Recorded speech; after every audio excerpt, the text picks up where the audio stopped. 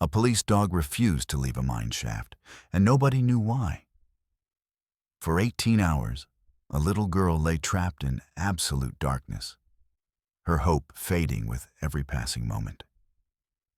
But one dog's refusal to obey would become the most powerful act of heroism anyone had ever witnessed.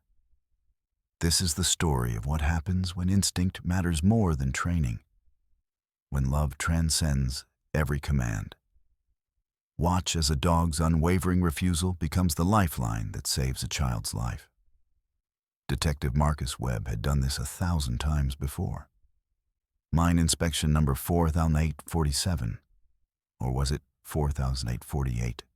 He'd stopped counting years ago. The abandoned Blackstone coal mine sat on the outskirts of town, a skeletal monument to a dying industry.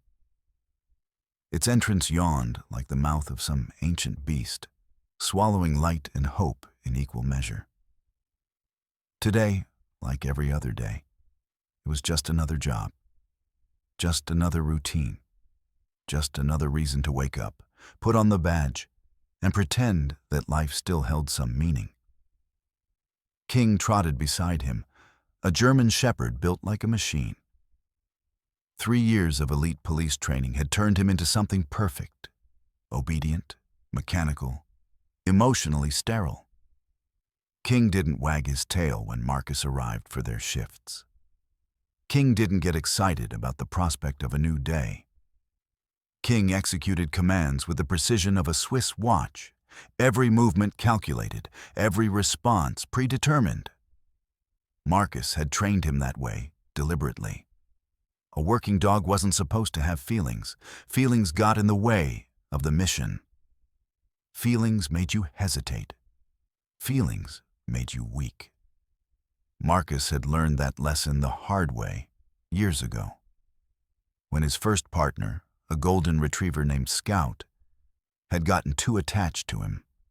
Scout had taken a bullet meant for Marcus during a drug bust, and Marcus had sworn that day that no dog under his command would ever be a companion.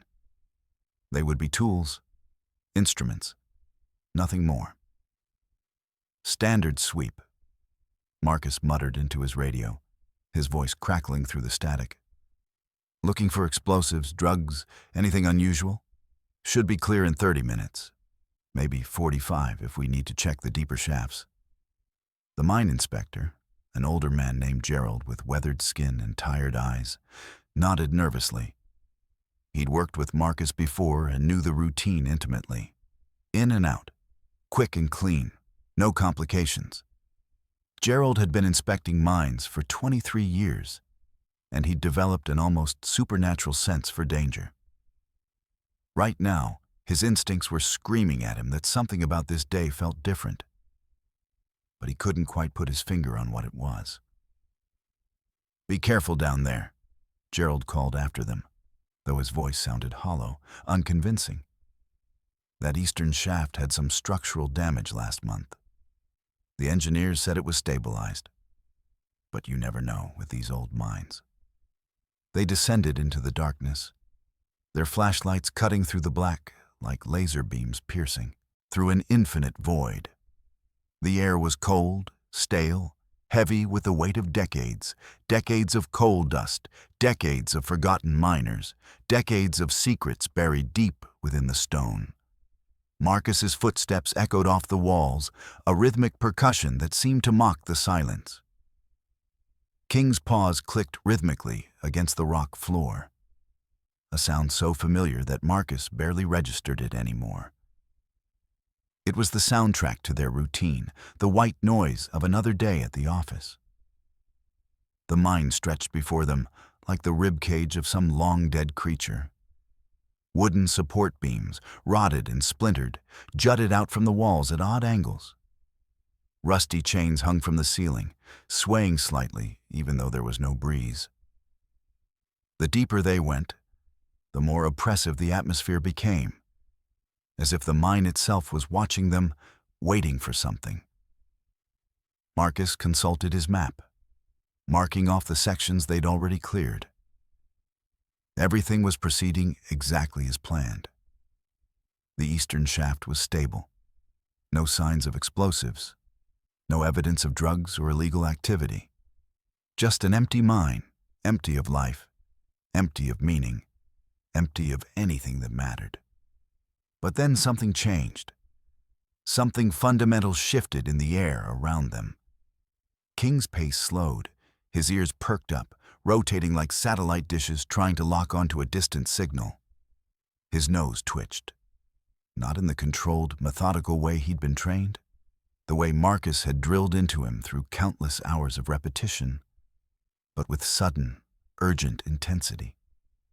It was the kind of sniff that meant something, the kind that came from deep animal instinct rather than human instruction.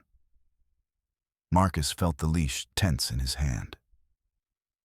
"King, heel," Marcus commanded, his voice steady and authoritative, the same tone he used for every command. It was a voice that had never been questioned, never been disobeyed. King didn't heel. Instead, the dog veered sharply to the left, away from the marked search pattern they'd practiced 1,000 times, away from the safe route, away from everything Marcus had taught him. His body tensed like a coiled spring. His breathing quickened, becoming shallow and rapid. Every muscle in his frame seemed to vibrate with something Marcus had never witnessed before. Something primal, something that transcended training and protocol.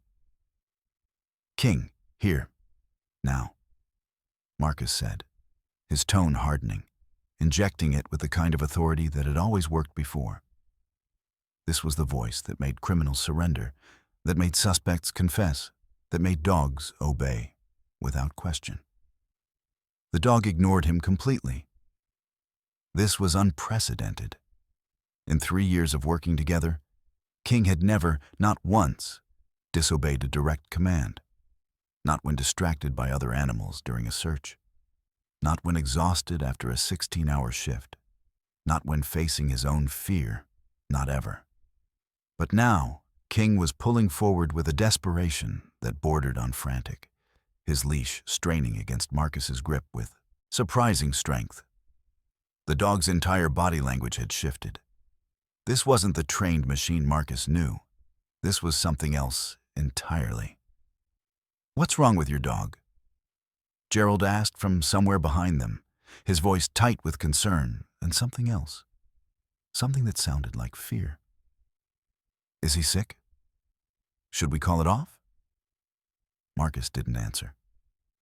He couldn't. Because for the first time since becoming King's handler, he didn't know what was happening. The dog was trembling now, whimpering, a sound so foreign coming from King that Marcus barely recognized it. It was a sound of pure desperation, of urgency, of something that needed to be communicated at any cost.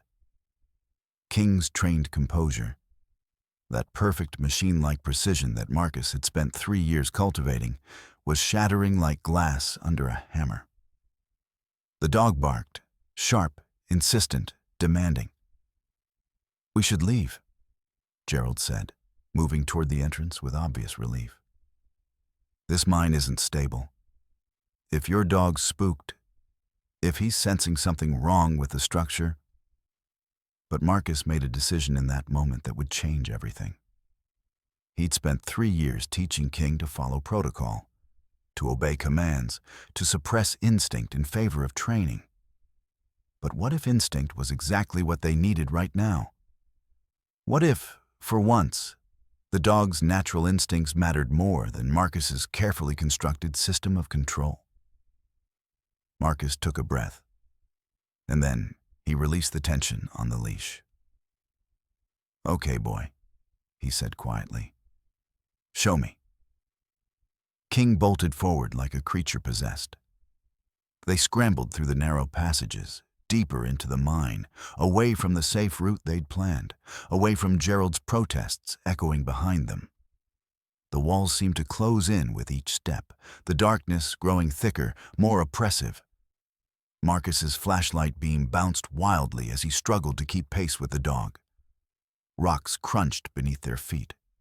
The air grew colder, more stale, as if they were descending into the very heart of the earth itself. And then they reached it. A section of the mine where the ceiling had partially collapsed, massive boulders scattered like dice thrown by an angry god. The destruction was catastrophic. Tons of rock and debris blocking what had once been a clear passage. It looked like the mine had simply given up, like it had decided to swallow whatever lay beyond this point and keep it forever. King's barking became frantic, almost desperate. Marcus's flashlight beam caught something that made his blood run cold. A child's shoe, pink with white laces, lying in the dust, small and delicate, and impossibly out of place in this dark, dead place. Beside it, torn fabric from what looked like a summer dress. Bright yellow, the kind a child might wear on a warm day, now stained with dirt and dust. And scratch marks on the rocks, desperate, frantic scratch marks, as if someone had clawed at the stone trying to escape, trying to dig their way out, trying to reach the surface and the light and the world above. Marcus's hands began to shake. King barked again, a sound that echoed through the entire mine shaft, a sound that carried the weight of 1,000 warnings, a sound that seemed to pierce through the stone itself and demand to be heard. But Marcus had no idea what King had actually found, or how long the child had been trapped in the darkness below. He had no idea that somewhere beyond that pile of rubble, in a pocket of air that was growing smaller with each passing hour, a little girl was lying in absolute darkness, waiting for someone to find her. He had no idea that King's refusal to leave this spot, King's desperate barking, King's complete abandonment of his training, was the only reason anyone would ever know to look here at all. All Marcus knew was that everything had just changed. The routine was over. The machine had broken, and somewhere in the darkness, a child was waiting to be saved. Marcus stared at the collapsed section of the mine, his mind racing through possibilities and probabilities with the precision of a machine trained to process information quickly and efficiently. The rubble was massive. Tons of rock and stone blocking the passage completely. A wall of destruction that seemed insurmountable. It would take heavy equipment to move it. The kind of equipment that took hours to arrive at a remote location like this. Hours they might not have. Hours that could mean the difference between life and death for whoever lay beyond that barrier of stone. His training screamed at him to follow protocol. Wait for the experts. Preserve the scene. Don't contaminate the evidence.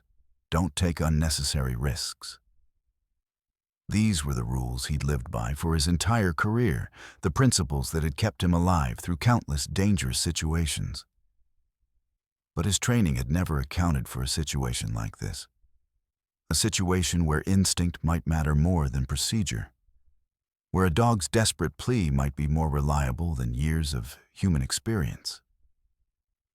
"King, stay," Marcus commanded, his voice steadier than his hands, which were still trembling from the adrenaline coursing through his veins. The dog whimpered, but obeyed, pressing against Marcus's leg as if drawing comfort from his presence, as if trying to tell him something without words. It was a gesture so uncharacteristic of the machine-like dog Marcus had trained that it struck him with the force of a revelation. Marcus pulled out his radio with trembling fingers, the device feeling suddenly heavy in his hand. The static hissed like a serpent as he waited for a response. "Gerald, are you there?"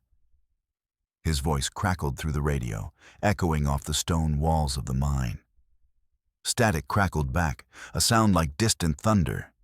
Then, "Yeah, I'm here, about 50 feet back. What did you find?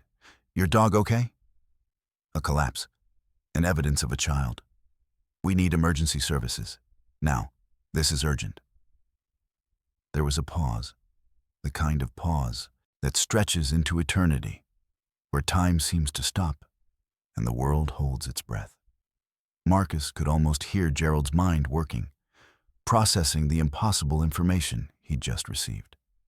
Then Gerald's voice came back, tight and controlled, barely concealing the shock beneath the professional demeanor. A child? Marcus, that doesn't make sense. This mine's been closed for 15 years. Nobody comes here. It's posted with no trespassing signs. The entrance is chained off. How could a child possibly? I know what I'm looking at, Gerald. I'm looking at a pink shoe and torn fabric. I'm looking at scratch marks on the rocks that suggest someone was trying to dig their way out. I'm looking at evidence that a child has been here. And based on the condition of these items, possibly very recently, get the teams here. Fire department, rescue crews, everyone. Tell them we have a possible missing child in the eastern shaft, approximately 200 feet below ground level.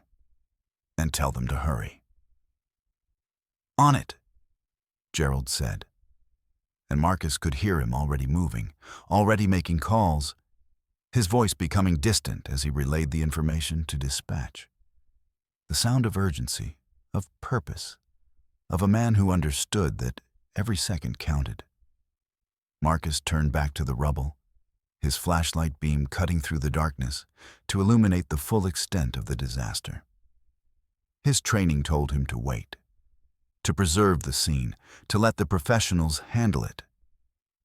But his gut, the same gut that had told him to trust King when the dog disobeyed, the same instinct that had kept him alive through years of dangerous work, was screaming something else entirely.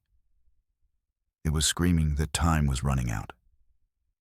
That somewhere beyond this wall of stone, someone needed him now, not in 30 minutes or an hour, but now. He knelt down and examined the debris more carefully, running his hands over the rough surface of the rocks, feeling for weak points, for gaps, for any possibility of passage. The rocks weren't all the same size. Some were massive boulders, the size of cars, clearly immovable without heavy equipment. But others were smaller, more manageable, more movable, if approached with enough determination and desperation. And there, a gap between two of the larger stones, just barely visible in his flashlight beam, a narrow opening that seemed to pulse with possibility. A gap that a small person might be able to squeeze through. A gap that represented hope. King pressed his nose toward the gap, whining softly, a sound of pure desperation and urgency. The dog's entire body seemed to vibrate with a need to get through, to reach whatever lay beyond.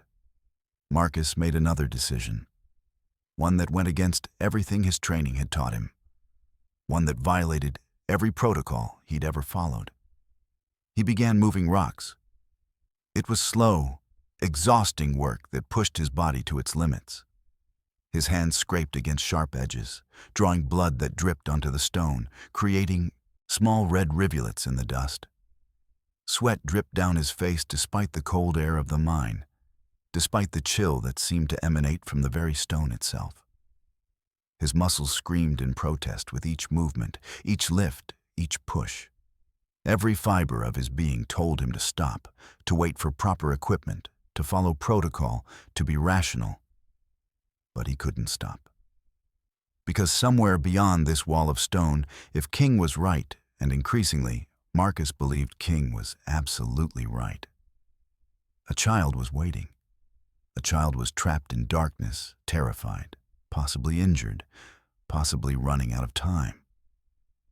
After what felt like hours but was probably only 15 minutes, Marcus had cleared enough space to squeeze through. The gap was narrow, barely wide enough for his shoulders, but it was passable. It was a tight fit, but it was possible. And possibility was all they had. "King, stay here," he commanded. And this time the dog didn't protest. King seemed to understand, with an intelligence that transcended normal canine comprehension, that this was something Marcus had to do alone. The dog whimpered, but pressed against the rocks, waiting, trusting. Marcus took a deep breath, aimed his flashlight into the darkness beyond, and squeezed through. The rocks scraped against his back, tearing his shirt, drawing more blood. But he pushed through, driven by something primal, something that transcended pain or fear or rational thought. The other side was a cavern, a natural pocket in the mine that had been sealed off by the collapse, a space that had existed in darkness for who knows how long. And there, huddled against the far wall, shaking and terrified, was a little girl. She was maybe 8 years old, with dark hair matted with dust and tears, her small face streaked with dirt and fear. Her summer dress was torn and dirty, one sleeve almost completely ripped away. One shoe was missing, and her small foot was bleeding from several cuts.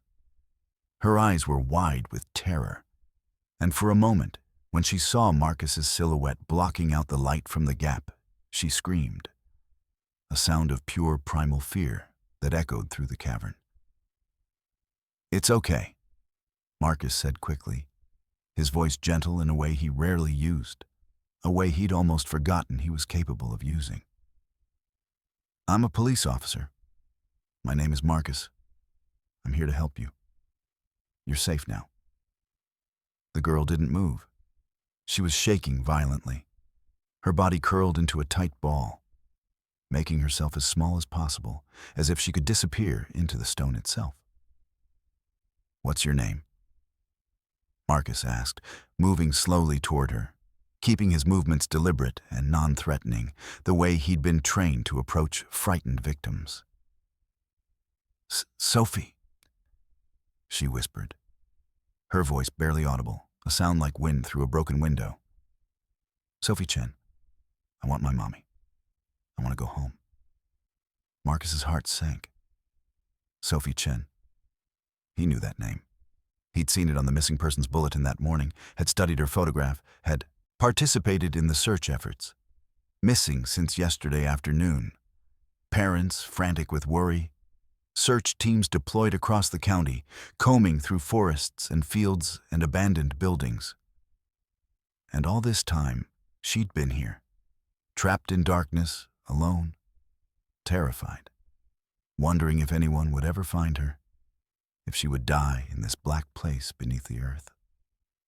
"Sophie, I'm going to get you out of here," Marcus said, his voice steady and reassuring. "But I need you to be brave, okay? Can you do that for me? Can you be very brave?" Sophie nodded, tears streaming down her face, her entire body trembling with fear and cold and the trauma of her ordeal. Marcus scooped her up. She weighed almost nothing, a fragile thing that seemed to be made of fear and hope in equal measure. Her arms wrapped around his neck, and he felt her trembling against his chest, felt the rapid beating of her heart, felt the desperate grip of a child clinging to the only lifeline she had. She was cold, so terribly cold, and Marcus realized that she'd been here for hours, possibly overnight in this dark, freezing cavern. "We're going to go back through that opening," Marcus said, holding her close, feeling her small frame shake against him. "It's going to be tight, and it might be scary. But I'm right here with you. You're safe now. I promise you, you're safe." He turned toward the gap, but as he did, he heard a sound that made his blood freeze in his veins. A deep rumble. The sound of shifting stone. The sound of a mountain waking up and deciding to reclaim what had been taken from it. The collapse wasn't stable. The rocks he'd moved, the gap he'd created, it had destabilized the entire structure. The careful balance of forces that had held the rubble in place for who knows how long had been disrupted. More debris was falling, more rocks were shifting, more stone was cascading down like an avalanche in slow motion. The ceiling above them groaned like a living thing in pain, a sound so primal and terrible that it seemed to shake the very foundation of the earth. "Hold on to me," Marcus told Sophie, and he began moving toward the gap with renewed urgency. "Hold on as tight as you can.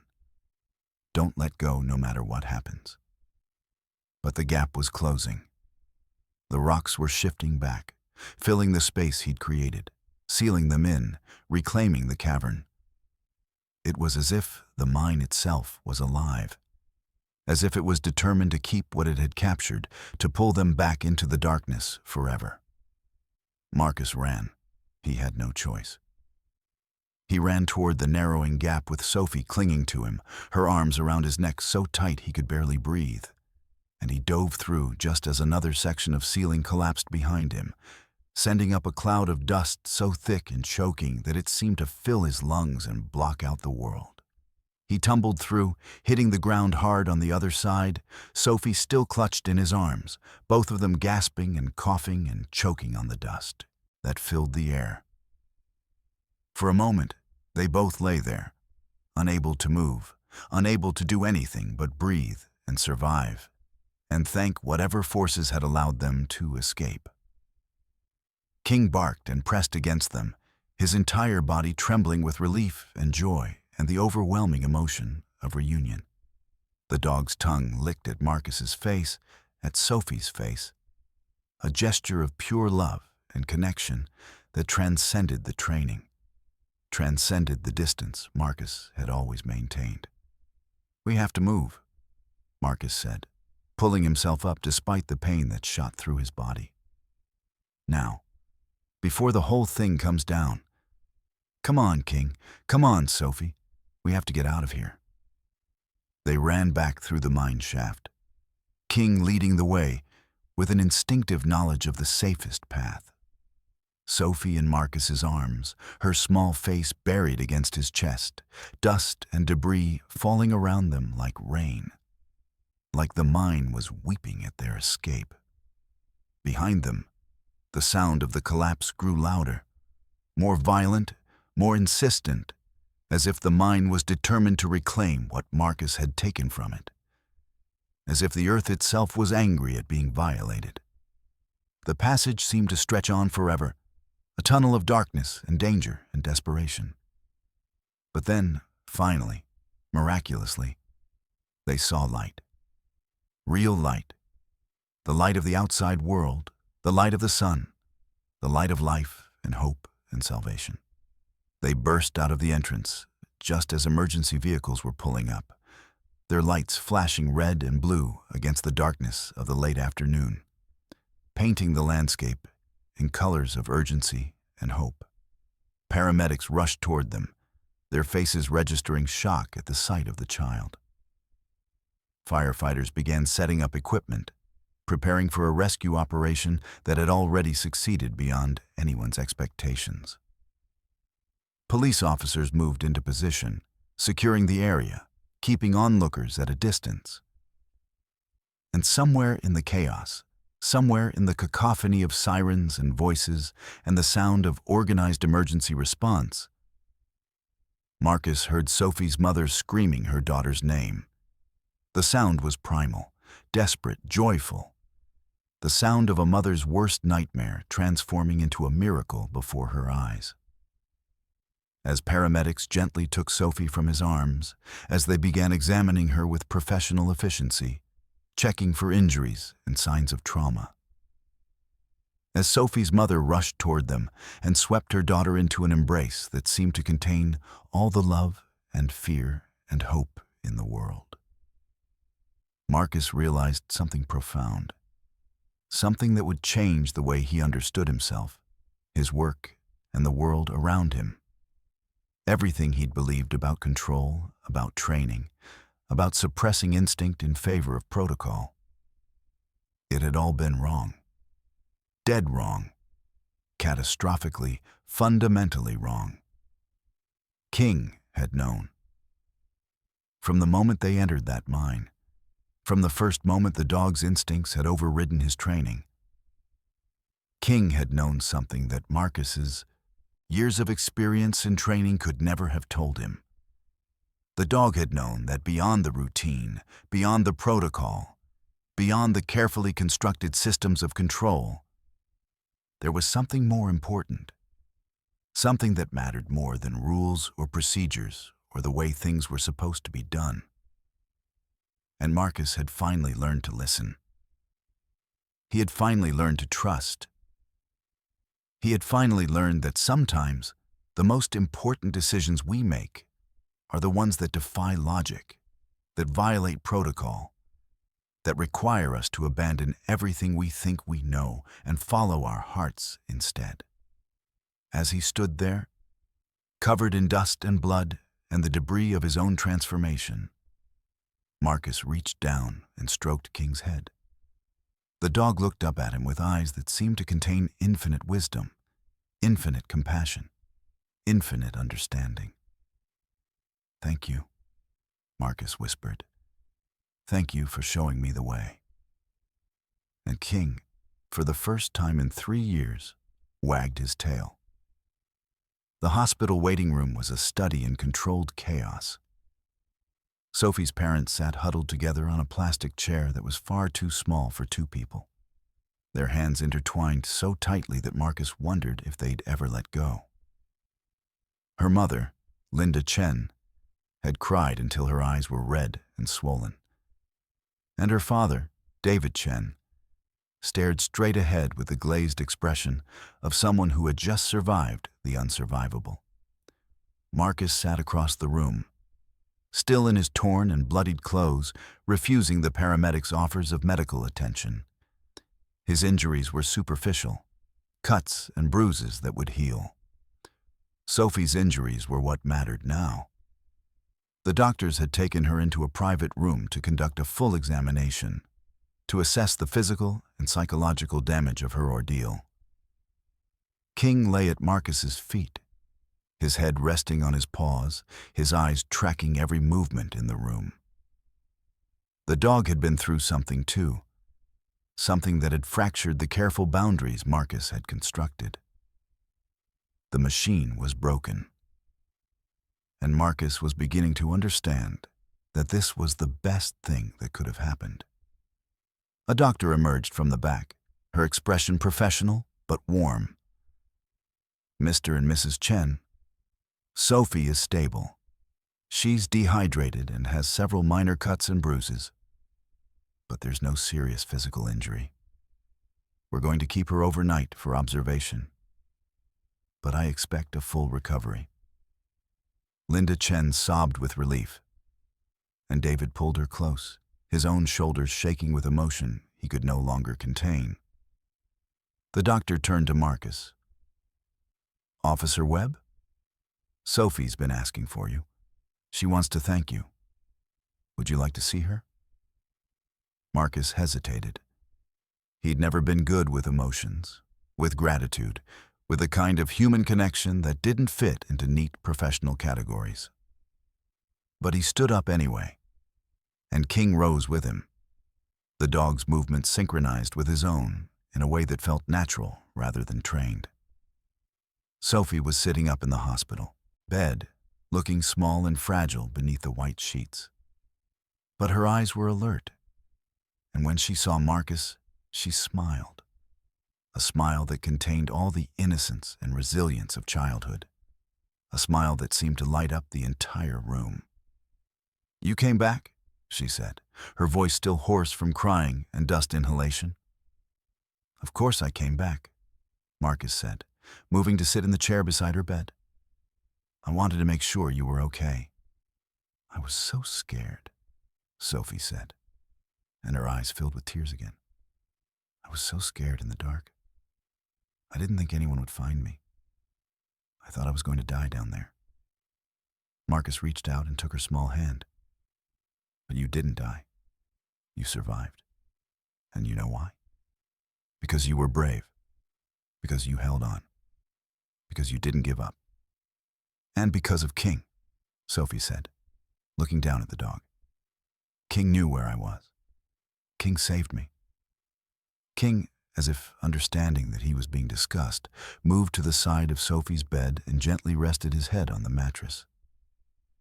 Sophie reached out with her other hand and stroked the dog's head, and something shifted in the universe.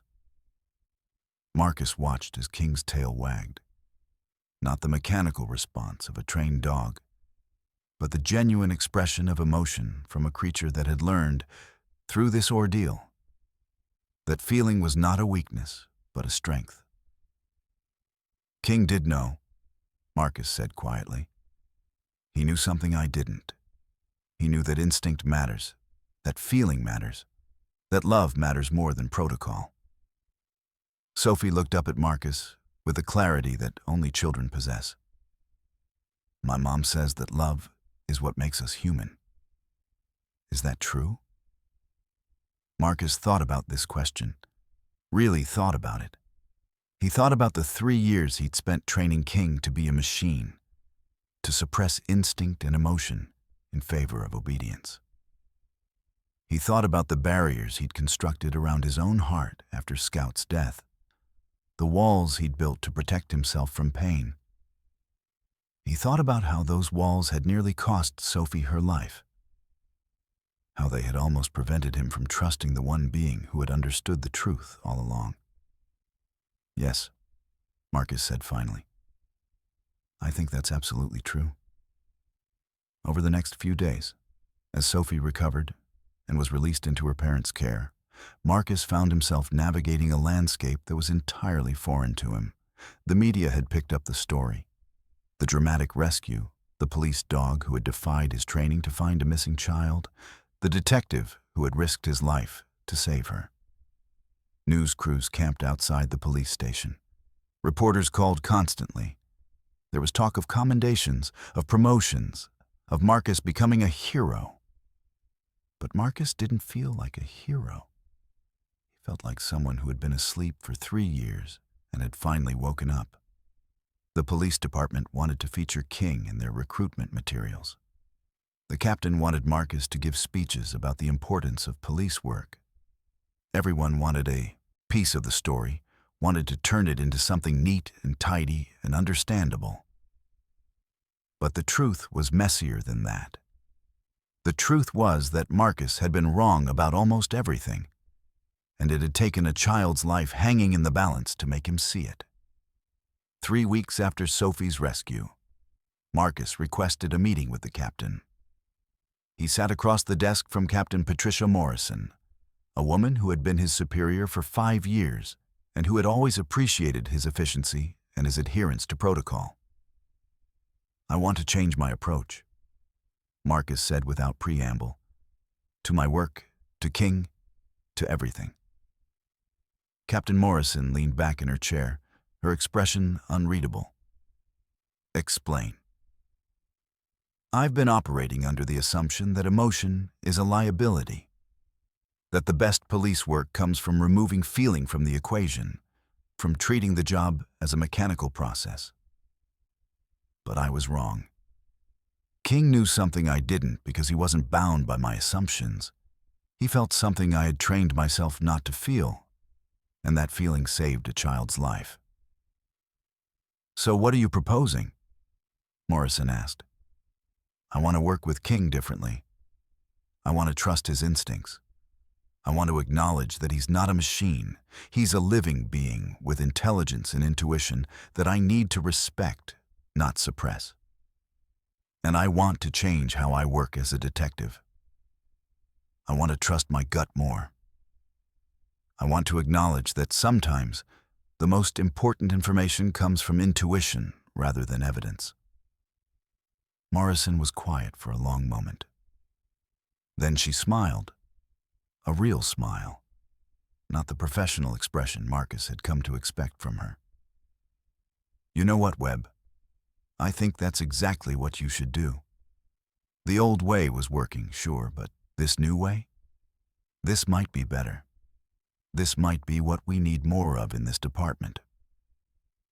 Over the following weeks and months, Marcus began the process of learning who he was when he wasn't trying to be a machine. It was uncomfortable. It was messy. It required him to acknowledge emotions he'd spent years suppressing. Grief over Scout, loneliness, the desperate need for connection that he'd buried beneath layers of professionalism. But it was also liberating. He started taking King on walks that weren't part of their work routine. He started talking to the dog, not giving commands, but having actual conversations. He started noticing the small things. The way King's ears perked up when Marcus came home. The way the dog pressed against his leg when Marcus was stressed. The way King seemed to understand his moods without being told. And slowly, Marcus began to understand something profound. King had been trying to teach him this all along. Every moment of the dog's training, every command Marcus had given, every boundary he'd constructed, King had been waiting for Marcus to figure out that there was another way, a better way, a way that honored both the dog's nature and Marcus's own humanity. One evening, about 2 months after Sophie's rescue, Marcus received an unexpected visitor. It was Linda Chen, Sophie's mother, and she was holding a large envelope. "I wanted to bring you this," she said, handing it to Marcus. Sophie insisted. Inside was a drawing, a child's drawing, done in crayon and colored pencils. It showed 3 figures, a man, a dog, and a small girl. They were holding hands and paws, standing in front of what looked like a mine entrance, with the sun shining brightly above them. In the corner, in careful child's handwriting, were the words, "Thank you for listening to your heart." Marcus felt tears on his cheeks, something that would have been unthinkable 3 months ago. He looked at Linda, unable to speak. "Sophie talks about you all the time," Linda said softly. "She says you saved her life. But I think maybe she saved yours too. I think maybe you both saved each other." After Linda left, Marcus sat on his couch with King's head in his lap, looking at Sophie's drawing. The dog looked up at him with those intelligent, compassionate eyes. And Marcus understood that this was what love looked like. Not the absence of feeling, but the embrace of it. Not the suppression of instinct, but the honoring of it. Not the pursuit of perfection, but the acceptance of imperfection as the most human thing of all. "You were right all along," Marcus whispered to the dog, "about everything." King's tail wagged, and Marcus smiled through his tears. The routine had changed. The machine had broken, and in its place, something far more valuable had emerged. A man learning to be human, and a dog learning that his human was finally ready to understand. 6 months had passed since Sophie Chen's rescue, and Marcus Webb had become a different man. The transformation wasn't complete. He still struggled with the weight of his past, with the years he'd spent building walls instead of bridges. But he was learning. Every day brought new lessons in vulnerability, in trust, in the messy, complicated beauty of human connection. The police department had noticed the change too. His clearance rate had actually improved, not because he was more efficient, but because he was more intuitive. He listened to witnesses differently now, picking up on the subtle emotional cues that suggested truth or deception. He trusted King's instincts in ways that had led to several significant arrests. And perhaps most importantly, he'd become someone that victims felt safe talking to. Someone who understood that trauma wasn't something to be processed clinically, but something to be honored with compassion. It was a Tuesday morning in late spring when the call came in. A woman named Rebecca Harrison had been missing for 3 days. She was 42 years old, a high school teacher, a mother of 2, someone with no history of running away or disappearing. Her husband, Tom Harrison, had reported her missing after she failed to return from her evening jog. Marcus and King arrived at the Harrison residence to find a family in crisis. Tom Harrison was pale and trembling, his eyes red from crying. The 2 children, a boy of 14 and a girl of 11, sat on the couch in stunned silence, unable to fully comprehend that their mother had simply vanished. "Tell me everything," Marcus said, settling into a chair across from Tom. King lay at his feet, but the dog's posture was alert. His ears perked forward. The dog sensed something. Marcus had learned to trust that sense completely. Tom recounted the details of that evening. Rebecca had gone for her usual evening jog around 6 p.m., a route she'd run dozens of times before. She'd told him she'd be back by 6:45. When she didn't return by 7:30, Tom had called the police. By 8 p.m., search teams were being organized. "Did she seem different that day?" Marcus asked. "Worried about anything? Stressed?" Tom hesitated. She had been a bit distant lately, working late at school, but nothing that seemed serious, just the usual stress of the job. Marcus noticed King shift his position, the dog's nose pointing toward the hallway that led to the bedrooms. It was a subtle gesture, but Marcus had learned to read these signs. "Can I see your bedroom?" Marcus asked. Tom looked confused, but led Marcus upstairs. The bedroom was neat, almost obsessively so, everything in its place. But as Marcus scanned the room, his eye caught something. A small gap in the bookshelf where a book had been removed recently. The dust pattern around the other books showed a clear outline of something that was no longer there. "What book was here?" Marcus asked, pointing. Tom stared at the gap. I don't know. Rebecca organized those books. I don't really pay attention to what she reads."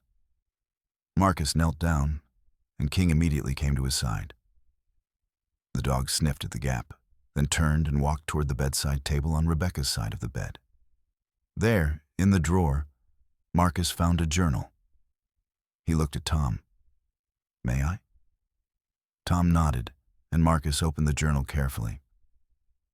The handwriting was neat, precise, but the content was deeply troubling. Rebecca had been documenting a pattern of behavior that she'd noticed in one of her students, a senior named Marcus Vance. The journal detailed inappropriate comments, unwanted physical contact, and escalating obsessive behavior.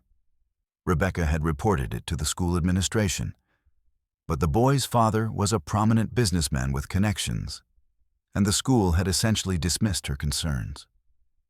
The final entry, dated 3 days ago, read, "I can't take this anymore. The school won't do anything. His parents are denying everything.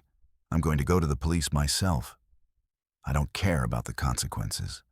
This boy is dangerous, and if I don't do something, he's going to hurt someone." Marcus looked up at Tom. "Did Rebecca ever mention any concerns about a student?" Tom's face went pale. Yes, she did. She was upset about how the school was handling it. But I told her to let it go, to not get involved. I told her it wasn't her responsibility. God, I told her to just stay out of it." Marcus felt the weight of that moment. The moment when a man's desire for a quiet life had overridden his wife's instinct to protect a child. It was a familiar weight. He'd carried it himself for years. "I need to speak with the school," Marcus said, "and with the student, Marcus Vance." The investigation that followed moved with the urgency of a manhunt. Marcus discovered that Marcus Vance had been obsessed with Rebecca Harrison for months. He'd followed her on her jogs. He'd learned her routine. He'd fantasized about her in ways that were documented in his own journal. A journal that the police discovered hidden in his bedroom. But Rebecca wasn't with Marcus Vance. She'd disappeared before he could act on his obsession. And that's where the trail went cold. For 3 days, Marcus and King worked the case with an intensity that bordered on obsession. They searched the routes Rebecca jogged. They interviewed everyone who might have seen her. They followed every lead, every possibility, every thread that might lead them to her. And then, On the fourth day, King did something he'd never done before. They were driving through a residential neighborhood, several miles from Rebecca's usual jogging route, when King suddenly began barking, not the controlled alert bark of a trained police dog, but a desperate, frantic sound that made Marcus pull over immediately. "What is it, boy?" Marcus asked.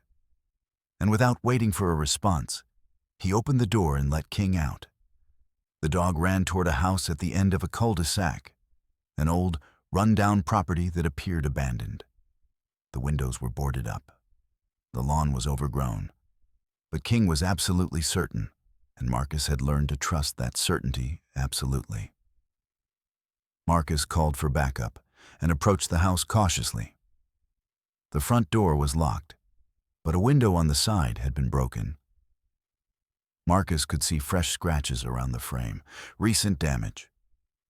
He drew his weapon and carefully climbed through the window, King following close behind. The interior was dark and smelled of decay and something else. Something that made Marcus's stomach turn. The smell of fear. The smell of desperation. "Rebecca!" Marcus called out. "Rebecca Harrison, police, can you hear me?" A sound, faint, coming from the basement. Marcus found the stairs and descended carefully, his flashlight cutting through the darkness. And there, in a locked room in the basement, bound to a chair with duct tape over her mouth, was Rebecca Harrison. She was alive. Marcus's hands shook as he cut through the tape and removed the restraints. Rebecca was dehydrated, traumatized, but alive. She'd been held captive by Marcus Vance's father, a man named Richard Vance, who had taken matters into his own hands to protect his son. He'd intercepted Rebecca during her jog, brought her to this abandoned house, and planned to make her disappear permanently. As paramedics arrived and began treating Rebecca, as police officers flooded the scene, as the machinery of justice began to turn, Marcus stepped outside and leaned against a tree, his entire body shaking with the release of tension. King pressed against his leg, and Marcus reached down to stroke the dog's head. "You did it again," Marcus whispered. "You knew. You always know." But this time, the rescue felt different. This time, Marcus understood something that he hadn't fully grasped before. King's instincts weren't magical. They were the result of millions of years of evolution, of canine senses that were far superior to human perception. The dog could smell things Marcus couldn't smell, could hear things Marcus couldn't hear, could perceive patterns in the world that human minds were simply not equipped to detect. And Marcus's role wasn't to train that out of King, to suppress it in favor of human logic. His role was to honor it, to trust it, to create a partnership where King's instincts and Marcus's reasoning could work together in perfect harmony. That night, Marcus sat at his desk and wrote a detailed report of the case. But more than that, he began writing something else, a proposal for the police department, a proposal to change how they trained police dogs, a proposal to acknowledge that the best police work came not from suppressing the dog's nature, but from honoring it, from creating partnerships based on mutual respect and trust rather than dominance and control. Captain Morrison read the proposal the next day. She called Marcus into her office and slid the document across her desk. "This is good work," she said. "Really good work. I'm going to present this to the chief. I think we need to revolutionize our training program." Marcus nodded, but his mind was already moving forward, already thinking about what else needed to change. Not just in the police department, but in society at large. How many people were living with suppressed instincts? How many were taught to ignore their gut feelings in favor of logic and reason? How many were suffering because they'd been trained to be machines instead of being allowed to be fully human? That evening, Marcus took King to the park. He didn't have a specific training objective. He just wanted to sit on a bench and watch his dog play. Actually play, not work, not perform, but simply exist in the moment with joy and freedom. A young boy approached them, maybe 7 years old, with curious eyes and an open smile. "Can I pet your dog?" the boy asked. "Of course," Marcus said. And he watched as King allowed the boy to stroke his fur, watched as the dog's tail wagged with genuine happiness. The boy's mother approached, looking apologetic. "I'm sorry. I hope he's not bothering you." "Not at all," Marcus said.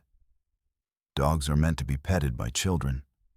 It's one of the best things about being a dog." As the boy and his mother walked away, Marcus realized something profound. This was what he'd been missing all along. This simple joy, this uncomplicated connection, this willingness to let others be exactly what they were meant to be.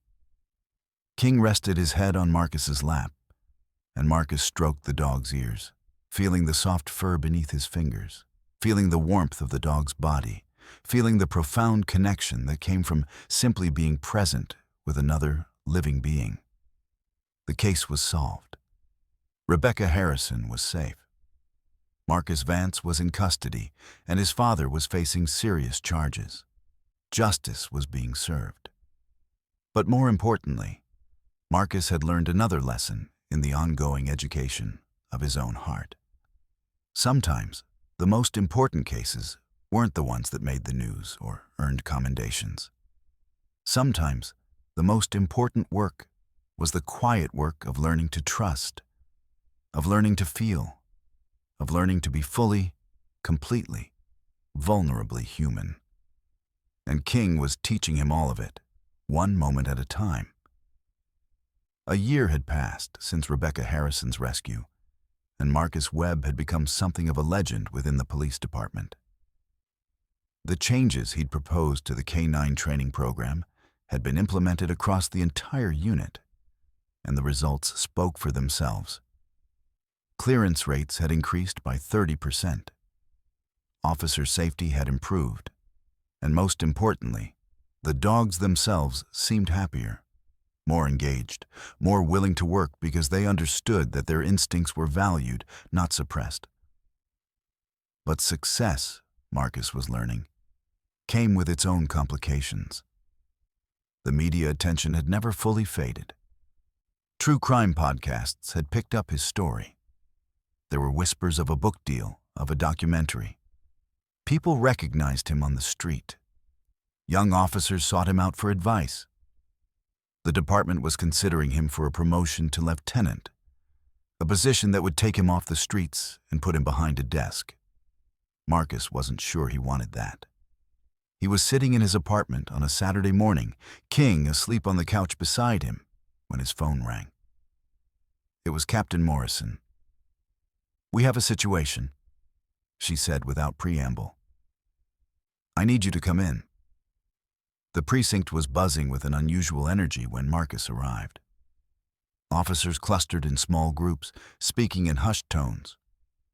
The captain's office door was closed, but through the glass, Marcus could see her with the chief and several people in suits. FBI, he guessed, based on their bearing and their careful expressions. Captain Morrison emerged and gestured for Marcus to follow her into her office. The FBI agents turned to look at him, and Marcus felt the weight of their attention, the sense that he was being evaluated, assessed, judged. "This is Detective Marcus Webb," Morrison said. "Webb, these are Special Agents Chen and Rodriguez from the FBI's Behavioral Analysis Unit. They're here about a case."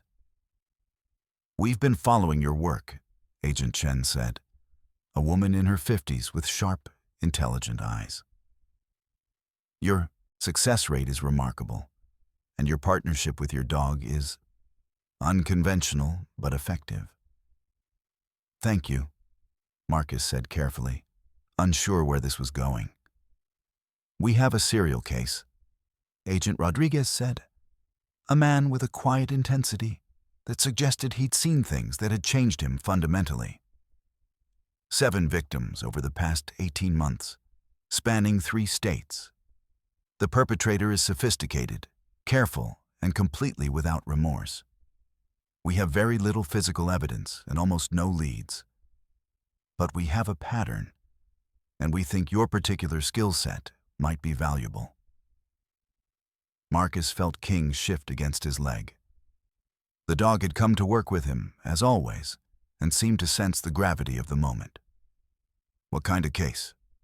Marcus asked. Missing persons, Agent Chen said. All women between the ages of 30 and 45, all taken from their daily routines, all presumed dead, though we've recovered only 2 bodies. The killer is keeping them somewhere. We don't know where. And based on the condition of the bodies we have found, he's keeping them alive for extended periods before he kills them. The room seemed to get colder. We want you to consult on the case, Agent Rodriguez continued. We want you to work with us, use your methods, see if your dog can pick up on anything we've missed. We know it's a long shot, but you've proven that sometimes the unconventional approach is the right one. Marcus looked at King, and the dog looked back at him with those intelligent eyes. There was something in that gaze, something that seemed to say, "This is what we're meant to do." "I'll do it," Marcus said. The next 3 weeks were the most intense of Marcus's career. He traveled to 3 different states, visiting the locations where victims had disappeared. He interviewed families and friends. He studied crime scene reports and autopsy findings. He worked with the FBI's profilers and forensic specialists. And King worked with him. The dog's senses attuned to details that human investigators consistently missed. In Denver, King alerted to a scent near the location where victim number 3 had disappeared. A scent that led investigators to discover that the victim had been transported in a specific type of vehicle. Information that helped narrow the suspect pool significantly. In Phoenix, King picked up on something in an abandoned warehouse that turned out to be a piece of fabric matching the clothing of victim number 5. Evidence that suggested this location had been used as a temporary holding area. In Albuquerque, King's alert led investigators to a storage unit that had been rented under a false name. Inside, they found photographs, journals, and personal items belonging to all 7 victims. The evidence was building, but the perpetrator remained elusive. The FBI had a profile, a man in his 50s, likely with a background in law enforcement or military service, someone with access to resources and knowledge of how to avoid detection. But they didn't have a name. They didn't have a face. Until King found one. They were in Albuquerque, revisiting the storage unit location, when King suddenly became agitated. The dog pulled hard on his leash, dragging Marcus toward a nearby apartment building. It was an older structure, the kind of place where people lived who were trying to disappear into the margins of society. Marcus followed King's lead, and the dog stopped in front of a specific apartment. Without hesitation, Marcus called for backup and a warrant. Inside the apartment, they found everything. Photographs of the victims, detailed journals documenting the abductions and murders, maps marking burial sites, and in a locked room in the back, evidence of captivity, chains, restraints, and a mattress stained with blood. The apartment's tenant was a man named Richard Castellano, a former FBI profiler who had been fired 15 years ago for ethical violations. He disappeared from public view, but had apparently never stopped hunting. When they found him, he was at a motel on the outskirts of the city, with a new victim, a woman named Sarah Mitchell, locked in the trunk of his car. The arrest made national news, The case became a landmark in FBI history, the first time a serial killer had been apprehended through the work of a police dog. King became famous. There were offers for movie rights, for a television series, for merchandise. And Marcus found himself at a crossroads. The success was undeniable. 7 victims' families had closure. 7 other potential victims had been saved. The police department was being lauded as a model of innovative investigation. And King was being celebrated as a hero. But Marcus felt something else beneath the celebration. He felt the weight of knowing. He felt the burden of understanding what King had seen, what the dog had sensed in those locations. The suffering, the desperation, the final moments of women who had been tortured and killed. One night, about a week after Castellano's arrest, Marcus sat alone in his apartment with King's head in his lap. The dog seemed to sense his distress, seemed to understand that this victory came with a cost. "Do you ever wonder what it would be like if you didn't know?" Marcus asked the dog quietly. "If you couldn't sense these things, if you could just live in ignorance?" King didn't answer, of course. Dogs didn't have the capacity for that kind of philosophical contemplation. But the dog's presence was answer enough. King couldn't choose not to sense. The dog's instincts weren't something that could be turned off or suppressed. They were fundamental to who King was. And Marcus understood that the same was true for him now. He couldn't unknow what he'd learned. He couldn't unsee what he'd seen. He couldn't return to the comfortable numbness of his previous existence. The next morning, Marcus requested a meeting with Captain Morrison and the FBI agents. "I want to establish a permanent task force," Marcus said, "dedicated to cold cases and missing persons investigations. I want to work with the FBI on a regular basis. And I want to train other officers in the methods that King and I have developed." "That's ambitious," Captain Morrison said. "But I think it's a good idea. The chief will want to discuss budget and resources, but I don't see any obstacles." "There's something else," Marcus said. "I don't want the promotion to lieutenant. I want to stay in the field. I want to keep working cases. That's where I'm effective." Morrison smiled. "I was hoping you'd say that. The administrative side was never really your strength anyway."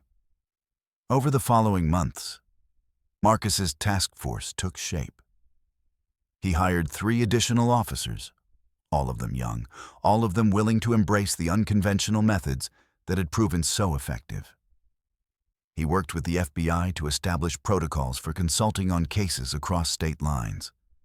And he began training other police dogs using the new methodology, creating a network of handlers who understood that the key to effective police work was honoring the dog's nature, not suppressing it.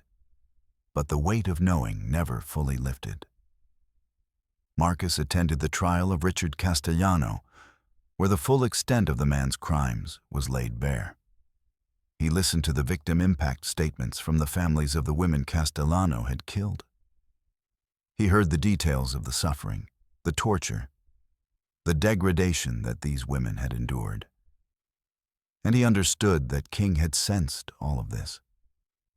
The dog had walked through spaces where human suffering had been concentrated, had picked up on scents and signs that spoke to unimaginable cruelty. And the dog had led Marcus to these places, had helped bring justice, had helped give closure to families who had been shattered by loss. It was important work. It was necessary work. But it was also work that changed you, that marked you, that required you to carry knowledge that was sometimes almost too heavy to bear. One evening, Marcus found himself at Sophie Chen's house. The girl had invited him over for dinner, something she did periodically, a way of maintaining the connection that had been forged during her rescue. Sophie was 13 now, a bright, articulate teenager who had processed her trauma with remarkable resilience. After dinner, while King played with Sophie's younger brother in the backyard, Sophie sat beside Marcus on the porch. "You look sad," she said, with the directness that only children and teenagers possess. "I'm not sad exactly," Marcus said. "Just tired. I've been working on some difficult cases." "The ones on the news?" Sophie asked.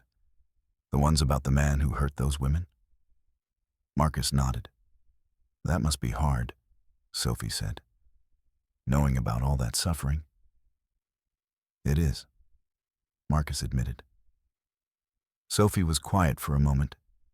Then she said something that struck Marcus with the force of revelation. "But you're helping them.